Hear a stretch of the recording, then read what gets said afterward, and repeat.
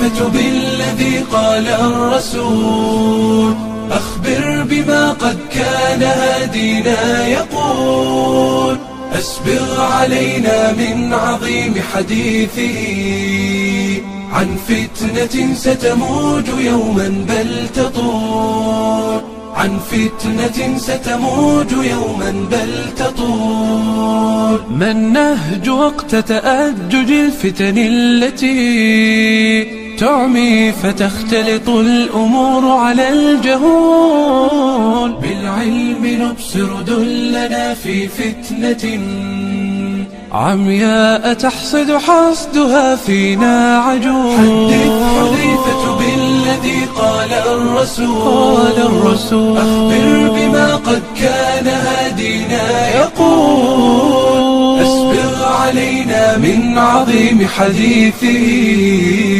عن فتنة ستموج يوما بل تطول عن فتنة ستموج يوما بل تطول. أحذيف قد سألوا الرسول جميعهم عن كل خير دون ذكر للأفول فسألته خوفا وحرصا بالغا هل بعد هذا الخير من شر يحول؟ فأجاب إيه ثم أوصى بعدها إلزم إمامك لا تحد عن ذي الأصول إلزم إمامك لا تحد عن ذي الأصول. اقعد إذا قامت أمامك فتنة لا تمشي لو سارت بظلمتها عقول لا تسعى فيها أو تكون مستشرفا في ساحة الفتن التي بدأت تصول. إما استطعت النفع دعها واعتزل واعضف على شجر وذا خير الحلول. حدث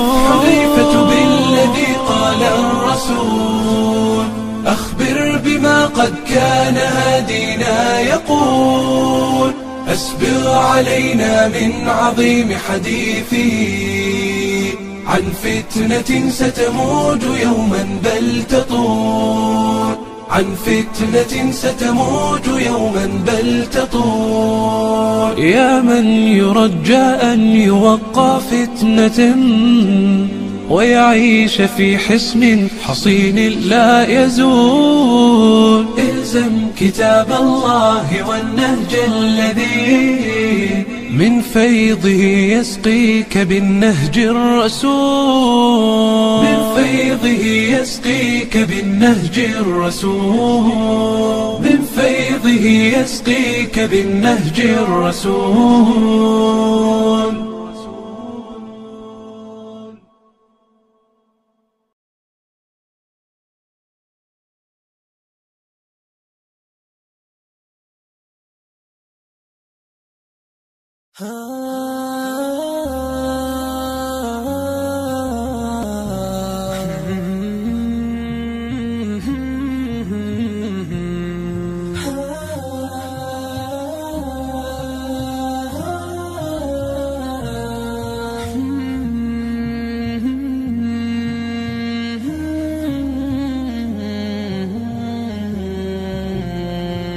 إلى الله نشكو بدمع